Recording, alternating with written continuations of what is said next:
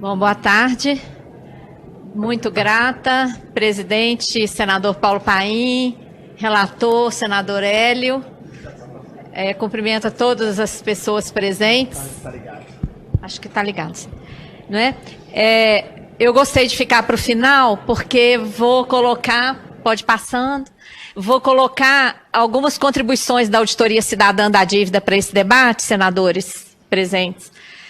Nós estamos aí diante de uma avalanche de reformas, a reforma da Previdência não está sozinha, não é? Tem também a trabalhista, a tributária, que quase não estão falando nela, mas estão todas conectadas. A da Previdência, especificamente, por trás dela, argumentos insustentáveis. Então, se os argumentos são insustentáveis, o que é que está por trás dessas contrarreformas? O sacrifício social para cumprir a emenda constitucional 95, resultante da aprovação da PEC 55, ou PEC 241, que é o quê? Colocar o ajuste fiscal na Constituição Federal. Tirar de todas as áreas primárias para que sobre mais para a dívida pública. E o que está por trás também? Os privilégios financeiros. Destinar mais recurso para a chamada dívida pública. Nesse sentido, eu já inicio fazendo uma proposta que essa CPI resgate as investigações da CPI da dívida pública, feita na Câmara dos Deputados em 2009, concluída em 2010. Outro objetivo, aumentar o volume de negócios do mercado financeiro, por meio dos planos de previdência privada e dos fundos de pensão de natureza aberta. Então, nessa tela aqui é o resumo do que eu vou colocar, tá? Então, a conjuntura, numa conjuntura de corrupção generalizada em todos os poderes, nós temos aí uma crise fiscal e uma avalanche de reformas, todas elas conectadas entre si. O principal argumento da reforma da Previdência é o falacioso déficit, que não existe. A reforma tributária, que ninguém está falando nela, ela transforma as contribuições sociais, que o governo não considera na hora de calcular o financiamento da Seguridade Social, a COFINS, a Contribuição Social sobre Lucro Líquido, o PIS/PASEP, a reforma da Previdência, que já tem relatório pronto do deputado Luiz Carlos Rauli, transforma essas contribuições sociais em imposto, dando fim à vinculação constitucional dessas contribuições ao financiamento da Seguridade Social. E a reforma trabalhista, olha, quando ela cria o trabalho intermitente, precariza o mercado de trabalho, como é que essas pessoas vão conseguir completar 25 anos para se aposentar? Não é? Então, todas essas contrarreformas estão conectadas. A justificativa é o ajuste fiscal, pode passar, para ter mais recursos para a dívida pública. E de onde vem essa crise fiscal? Nós não tivemos nenhuma calamidade no Brasil, nós não tivemos nenhuma praga, pelo contrário, temos batido recorde de safra, temos todas as potencialidades neste país. De onde veio essa crise? A maior crise da história que está acontecendo aqui no Brasil. Essa crise foi uma crise construída, foi uma crise provocada. Por quê? Por uma política monetária suicida, que pratica as taxas de juros mais elevadas do mundo, sem justificativa técnica, política, jurídica ou econômica. Essas taxas de juros, que não servem para controlar o tipo de inflação que existe no Brasil, são o principal fator de crescimento da dívida pública. E são o principal fator de paralisação da economia, da causa da desindustrialização, da crise no comércio, do desemprego e tudo que provocou essa crise. Junto com as taxas de juros mais altas do mundo, o Banco Central, com a desculpa de controlar a inflação, restringe a base monetária. De que forma?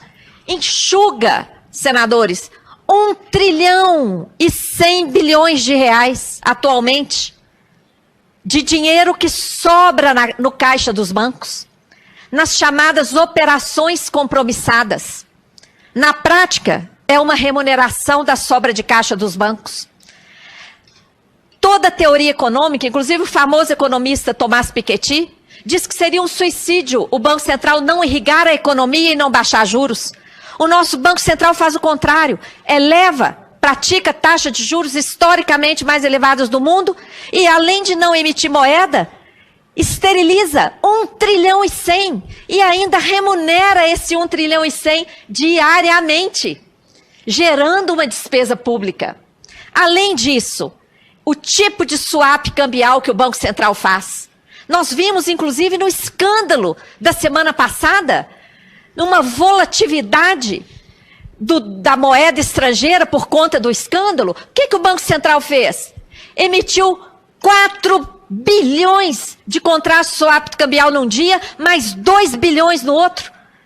Quando estava na cara que aquilo ali era uma volatilidade intrinsecamente ligada ao escândalo, o Banco Central foi lá e emitiu contratos. Isso tudo vai gerar um prejuízo. Isso que os jornais estão dizendo, que a JBS e a JBS lucraram centenas de milhões de reais. Quem ficou com a perda do outro lado? O Banco Central. E como é que o Banco Central cobre esses prejuízos? Com título da dívida pública. Então, essa política monetária suicida, de taxa de juro alta, de operação compromissada, que também emite 1 trilhão e 100 de dívida pública para cobrir essa remuneração da sobra de caixa dos bancos. E esse tipo de swap cambial que o TCU, tem uma representação no TCU 012-015 de 2003 que diz que é ilegal. E continua sendo praticada no país. Então, todos esses itens, temos um artigo, o Banco Central está suicidando o Brasil, que pode ilustrar essa compreensão dessa política monetária suicida que causou essa crise e que continua aprofundando a crise. Não é? Então, o problema do Brasil não está nos gastos sociais, não está na Previdência. A Previdência Social é solução, é o maior sistema de distribuição de renda que existe no Brasil. O problema do Brasil está nos mecanismos que geram dívida pública, ao mesmo tempo em que transferem ganhos bilionários, trilionários ao mercado financeiro. O problema está na elevada taxa de juro, na aplicação de juro sobre juro, na contabilização de juro como se fosse amortização, uma fraude que atenta contra o artigo 167, inciso 3 da Constituição. O swap cambial da forma como ele é praticado aqui pelo Banco Central, a remuneração da sobra de caixa dos bancos. Nesse sentido, aqui no Senado foi aprovado um requerimento ao TCU, de iniciativa do senador Álvaro Dias, para que o TCU fizesse uma auditoria da dívida interna. A Auditoria Cidadã fez várias sugestões ao TCU, que podem também ilustrar os trabalhos dessa CPI. Então, a crise fiscal provocada pelo excessivo gasto financeiro está a exigir contra-reformas, não para controlar o gasto financeiro, que é o que está afundando o Brasil, é o que está afundando as empresas, todo o funcionamento desse país. As reformas estão sendo exigidas no sentido contrário, no sentido de controlar as despesas primárias na emenda constitucional 95, deixando livre os gastos com a dívida e os gastos com as empresas estatais não dependentes, num negócio fraudulento, equivalente ao que quebrou a Grécia e que está entrando aqui no Brasil. O PLP 343, amarrando os estados para privilegiar a dívida. A emenda 93, que aumentou a DRU para 30%, doutor Diego Cherulli já falou nisso. A PEC 287, que é o tema dessa CPI, não é, que vai estrangular, vai destruir a Previdência Social pública no Brasil, não é? A reforma administrativa que já passou, que esquartejou o Ministério da Previdência, entre outras coisas, e a aceleração das privatizações. Vejam bem, as contra-reformas que estão sendo aprovadas e que estão sendo exigidas estão no sentido inverso à causa da crise fiscal existente no Brasil, que é justamente o gasto financeiro, o gasto delinquente. Pode passar. Isso se manifesta no orçamento público. Todo ano, o Orçamento Geral da União segue um desenho como esse aqui, ó. Quase a metade do orçamento vai para gastos com a dívida. Por que a Previdência está sendo alvo dessa reforma e o alvo de ataque do mercado financeiro nacional e internacional? Porque depois dos gastos com a dívida, a fatia da Previdência ainda é a que absorve maior volume de recursos, mas atende a mais de 100 milhões de brasileiros e brasileiras do campo e da cidade. Isso, aí é que está o alvo. Essa reforma visa enfrentar, atacar os recursos que ainda se destinam à Previdência Social para aumentar ainda mais a fatia dos juros dessa dívida que nunca passou por uma auditoria. Pode passar. A emenda 95, ela estabeleceu o teto só para os gastos primários, como eu mencionei. Ela deixou de fora a dívida, os gastos financeiros, que não são primários, são não primários, e deixou de fora também despesas com aumento de capital de empresas estatais não dependentes. Um negócio fraudulento. E está atrelado à questão da reforma da Previdência. A reforma da Previdência é para sobrar mais dinheiro para esse esquema. Esse esquema é um esquema que não se justifica. Ele vem sob a fachada de securitizar a dívida ativa, que não vai sair do lugar. A dívida ativa vai continuar lá sendo cobrada pelas procuradorias. E o que vai ser securitizado é apenas um fantasma dela, o direito dela ser arrecadada. E aí esse direito etéreo dela vir a ser arrecadada vai respaldar a emissão de debêntures por essas empresas, e essas debêntures terão garantia estatal, tá? Esse negócio quebrou a Grécia, está quebrando vários países europeus e está entrando aqui no Brasil de forma ilegal. Já são mais de 60 empresas como essa, como a PBH Ativos SA, a CPSEC em São Paulo e várias outras estão sendo criadas. Pode passar. É um negócio ilegal. O TCU já se manifestou nesse TC 016-585, mas o senhor Meirelles, banqueiro que está à frente do Ministério da Fazenda, está lá dizendo que não é ilegal não, e que está impulsionando esse tipo de negócio, ao mesmo tempo que ele impulsiona a aprovação da reforma da Previdência. Tá? Pode passar. A reforma da Previdência representa o desmonte da Seguridade Social, ela quebra o princípio da solidariedade, não é? Ela protege a Previdência privada, ela empurra as pessoas para a Previdência privada. Os argumentos apresentados são insustentáveis, como eu vou passar rapidamente aqui por alguns, e ela vem amparada em propaganda abusiva, que chegou a ser proibida pela Justiça, mas infelizmente a atual presidente do STF liberou. Pode passar. Deveria ter liberado também espaço igual para quem é contra essa contra-reforma. A PEC 287 traz abusos, verdadeiros abusos, que trarão graves consequências sociais. Ela traz o fim da aposentadoria por idade. Trabalhadores rurais, mulheres e trabalhadores mais vulneráveis, que são obrigados a ficar na informalidade, são obrigados a trabalhar por meio de bicos, porque o atual modelo econômico não garante emprego, não obedece o artigo 6º da Constituição Federal, que coloca o emprego como um dos direitos sociais. Todas essas pessoas, mulheres, rurais e os setores mais vulneráveis, empurrados a sobreviver às custas de bicos, não terão mais direito à aposentadoria. Porque essa reforma extingue a aposentadoria por idade. Ela exige idade mínima de 65 anos para homens e 62 para mulheres. Isso é idade mínima. Ninguém vai conseguir se aposentar com essa idade. Vai se aposentar muito depois disso. Vai viver, trabalhar e muitos vão morrer sem chegar a se aposentar. Coloca 40 anos de contribuição para o direito a uma aposentadoria integral, que nem é tão integral assim. É uma média de todas as contribuições. Isso vai dar no máximo 80%, no máximo 80%.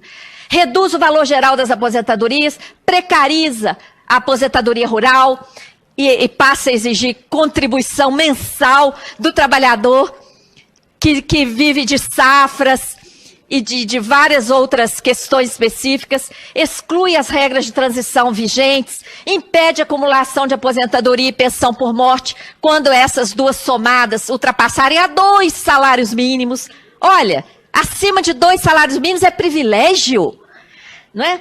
Eleva a idade para o recebimento do BPC, do benefício da LOAS, para 68 anos de idade. Esse benefício é pago para pessoas deficientes e pessoas com renda familiar inferior a 1/4 do salário mínimo por pessoa. Nós estamos falando de R$250. Regras inalcançáveis para aposentadoria de trabalhadores expostos a agentes insalubres, que a doutora Adriana é mestra nesse sentido, nos coloca situações infames para essas pessoas expostas a agentes insalubres. E acaba com a aposentadoria especial de professores. Todos esses abusos trarão consequências gravíssimas. Representa, sim, como a doutora Thaís também é mestra na questão do retrocesso social, que a nossa Constituição proíbe essa reforma, nem para a inflação, nem para o controle da dívida, nem para o juro, nem para o crescimento do PIB. Na realidade, ela é uma solução para o sistema financeiro nacional e internacional, que precisa urgentemente de fundos financeiros que vão captar a papelada podre que está aí nos mercados financeiros. Esses fundos financeiros, tanto da Previdência Privada como da Previdência Complementar Aberta, em âmbito federal, de todos os estados, de todos os municípios, olha quanto destino para a papelada podre que está ameaçando o sistema financeiro mundial. É disso que se trata essa reforma. Os seus argumentos são todos injustificáveis, imprestáveis. O que se quer é beneficiar o mercado financeiro. O déficit é uma mentira. A Anfip já esteve aqui nessa CPI, já colocou os dados, eu apenas coloco aqui um resumo. O déficit da Previdência, como coloca o governo, ele é fabricado. Deixam de considerar o conjunto de receitas previstas no artigo 195 da Constituição Federal para pegar apenas o INSS e comparar com todo o gasto da Previdência. Se fizermos a conta honestamente, todo ano nós temos dezenas de bilhões de reais de superávit na Seguridade Social. Além do mais, é uma infâmia falar em déficit quando se tem uma DRU que morde 30% dos recursos. Se existisse déficit, que recurso haveria para desvincular? Pode passar. O governo fala também agora do déficit da Seguridade. Como é que ele calcula o déficit da Seguridade? Ele inclui...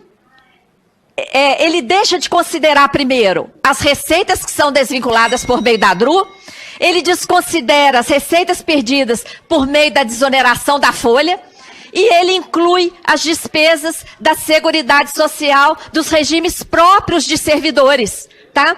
Pode passar. As renúncias fiscais estão aqui nesse quadro, compilado pela Anfip, está aqui a referência, a CPI pode usar esses dados, não é? Renúncias fiscais de centenas de bilhões de reais. Como falar em déficit da Previdência ou da Seguridade quando temos aqui centenas de bilhões de reais de renúncias? Pode passar. E também, como falar em déficit quando nós temos a cobrar dívida de empresas com a Previdência Social que ultrapassam 400 bilhões de reais. No topo da lista, Varig, JBS, bancos e vários institutos. Pode passar. O governo fala do problema da longevidade, que a população está vivendo muito. Longevidade não é problema, é bênção.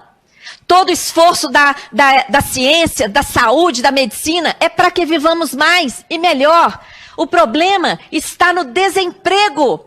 Nós temos hoje 14 milhões de desempregados. Em dezembro eram 12 milhões. E mais 64 milhões de pessoas fora do mercado de trabalho, na informalidade ou abandonadas Brasil afora. Se essas 78 milhões que estão na informalidade e que estão desempregadas ou abandonadas estivessem trabalhando e contribuindo, não haveria problema nenhum de financiamento. Então o problema não é que as pessoas estão vivendo muito, o problema é que está faltando muita contribuição por conta, de novo, do descumprimento do artigo 6º da Constituição Federal, da aplicação de um modelo insano de economia que não gera emprego e renda. Pode passar. O que está por trás da reforma da Previdência? É aumentar os gastos com a dívida. Isso aqui está comprovado no orçamento de 2017, encaminhado pelo governo aqui para o Congresso. Ele já coloca 50,66% para a dívida e 19% para a Previdência. Enquanto no de 2016 eram 44% para a dívida e 22,5% para a Previdência. Pode passar. O papel da dívida pública, historicamente, tem sido um papel de dívida sem contrapartida alguma. Dívidas desde a nossa decretação da independência, senador Paim. Nesse sentido, pode passar. Tivemos várias ilegalidades, vários indícios de ilegalidade, ilegitimidade, até suspeita de renúncia à prescrição da dívida externa com bancos privados internacionais. Tudo isso comprovado pela CPI da dívida pública. Em 2009 e 2010, procedimentos administrativos foram protocolados no Ministério Público, mas infelizmente até o momento nenhuma providência foi tomada para enfrentar o sistema da dívida. As análises técnicas da Auditoria Cidadã da Dívida estão nesse link, estão à disposição dessa CPI, assim como o nosso trabalho voluntário. Apenas para comprovar algumas ilegalidades indicadas pela CPI.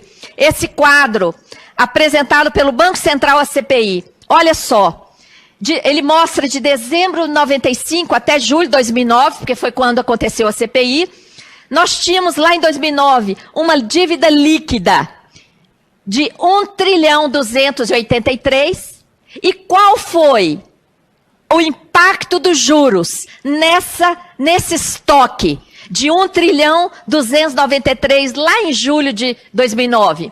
Um impacto, olha aqui, ó, de 1.530.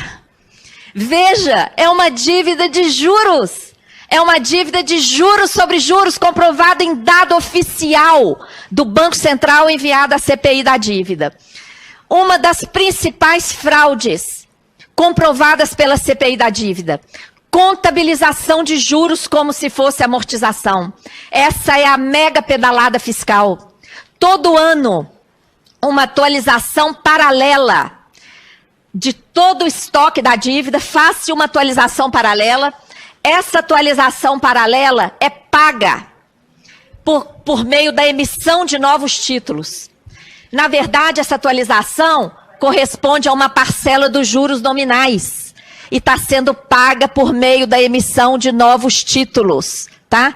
Isso é inconstitucional, fere o artigo 167, inciso 3 da Constituição. Pode passar. Dados oficiais comprovam isso. Esse aqui é a foto daqui do Senado Federal, o quadro da execução orçamentária. O valor pago de juros em 2015, de acordo com o CIAF, 208 bi. E 753 bi de amortização ou refinanciamento. Se nós tivéssemos amortizado 753 bilhões em 2015, o estoque da dívida teria caído, correto? Se tivéssemos apenas refinanciado, o estoque da dívida teria se mantido constante, correto? O que aconteceu com o estoque da dívida?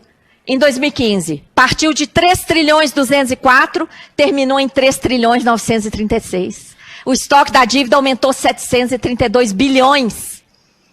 Então, essa incongruência, entre aquele dado do refinanciamento ou rolagem e o que efetivamente aconteceu com o estoque, é porque grande parte dos juros estão sendo contabilizados como se fosse amortização ou rolagem. Pode passar. Isso absorve grande volume de recursos. É aí que está o rombo das contas públicas, não na Previdência. Tá? O sistema da dívida, então, tem funcionado para absorver uma grande quantidade de recursos públicos. Não é? O sistema da dívida funciona ao contrário do endividamento público, que deveria financiar o orçamento público. O sistema da dívida sangra o orçamento público e privilegia o sistema financeiro. Tá? Funciona por meio de várias engrenagens que privilegiam esse modelo econômico que esteriliza a economia do país, garante privilégios financeiros aos bancos, se move pela corrupção, como essa contabilização de juros, como amortização, por exemplo, conta com a direção dos organismos internacionais. A prova, pode passar? A prova da influência dos organismos internacionais, tanto no sistema da dívida como na Previdência.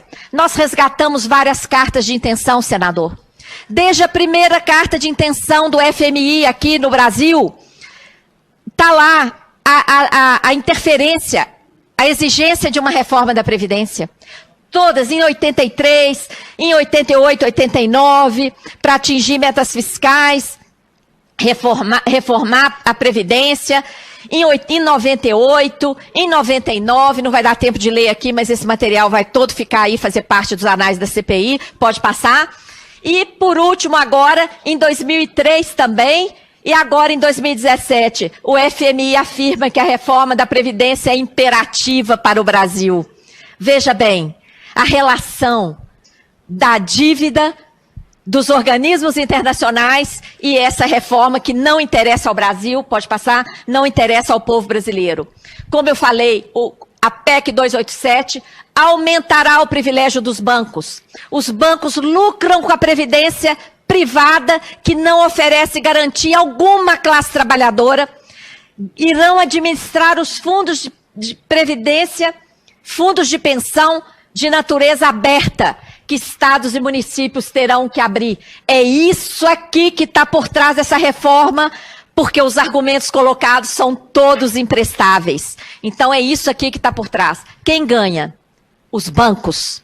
A lucratividade dos bancos aqui no Brasil é superior às taxas de lucratividade em qualquer outro lugar do mundo. Até em 2015, quando toda a economia do país cresceu, até o PIB do país encolheu, o lucro dos bancos continuou crescendo exponencialmente. Pode passar. Nada disso, senador, teria menor importância se não tivesse impacto social. E o impacto é inaceitável. Como é possível o Brasil, nona economia mundial, ter a pior distribuição de renda do mundo, estar em 79º lugar no ranking dos direitos humanos, o IDH, medido pela ONU? Isso é inaceitável. Essa contra-reforma da Previdência vai aprofundar isso aqui. Por isso que faremos tudo para não deixá-la ser aprovada. Pode passar. Nada disso precisaria estar acontecendo. Para que retirar direitos se o Brasil é tão rico? Nós somos o país da abundância. Nossa realidade é de abundância.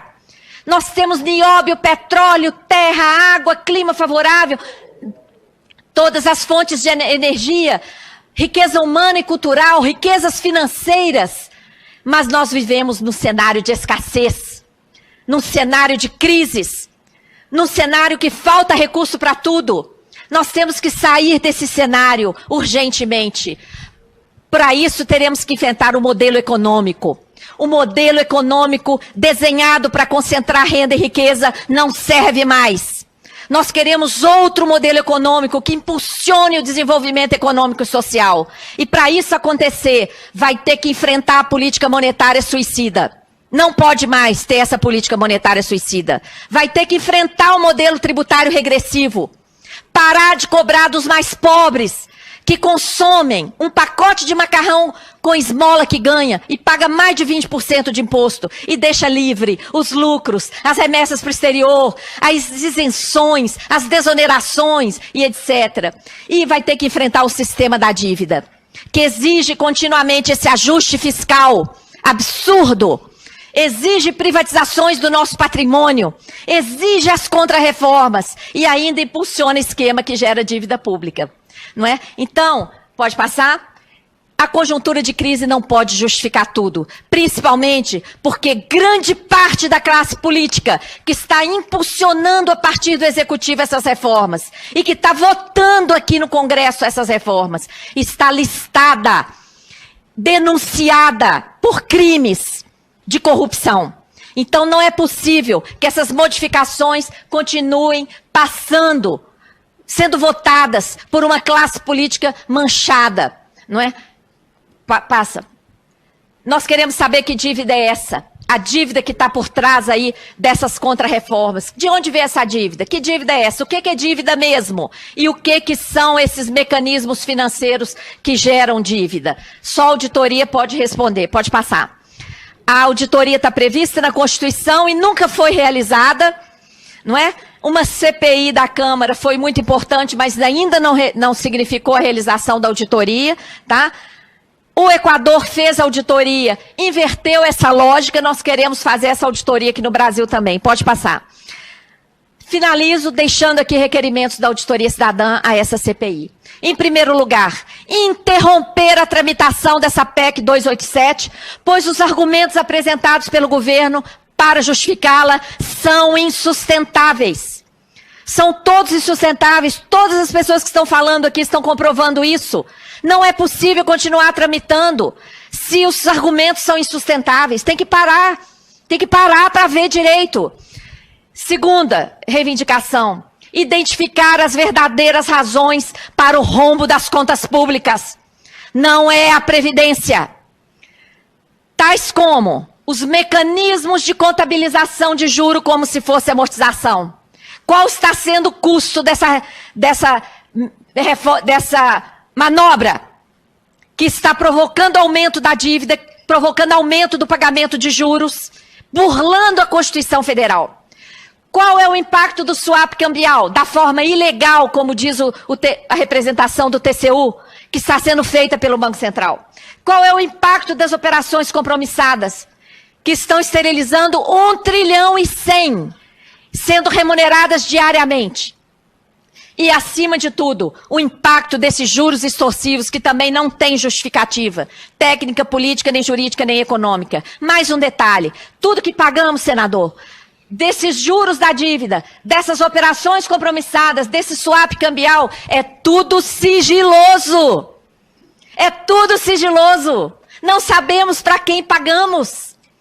Então, veja bem, a reforma está no sentido contrário. A reforma que nós precisamos é uma reforma no gasto financeiro, sigiloso.